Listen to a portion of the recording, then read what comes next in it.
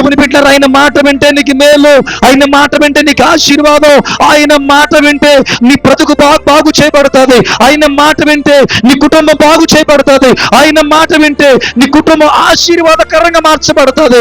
వినకపోతే నీకే నష్టం. వింటావా బాగుపరచబడతావు, వినలేదా నష్టపోయింది. చాలా మంది వినట్లా, ఆయన మాట వినట్లా. ఇశ్రాయేలు ప్రజలు అలా అన్నట్టుగా నీ మాట మేము వినం. అయ్యో ఇశ్రాయేలు, నీవు నా మాట విని ఎడల ఎంత మేలు. ఆయన మాట వినట్లా, వినకపోతే ఆయనకేమి నష్టమేం కాదు. దేవుడు ఎక్కిరించబడ్డాడు అని బైబిల్లో రాయబడి ఉంది. దేవుడేమి ఎక్కిరించబడ్డా, నష్టపోయేది నువ్వే, బాధపడేది నువ్వే, శ్రమ పడేది నువ్వే, ఇబ్బంది పడేది నువ్వే. దానిలో తప్పించబడాలని దేవుడు తన సేవకుని ద్వారా ప్రభు మనతో మాట్లాడినప్పుడు ఆయన మాటకు లోబడి, ఆయన మాటకు అప్పచెప్పుకుని ఆ మార్గంలో నడిస్తే నీకు ఎంతో గొప్ప ఆశీర్వాదం ఉంటుంది. మనం ఏమన్నాడు దేవుని స్తోత్రం చేస్తాం. విన్నామండి మనం, నీ మాట మేము వినం. వినకపోతే నష్టపోయేది ఎవరు? మనమే.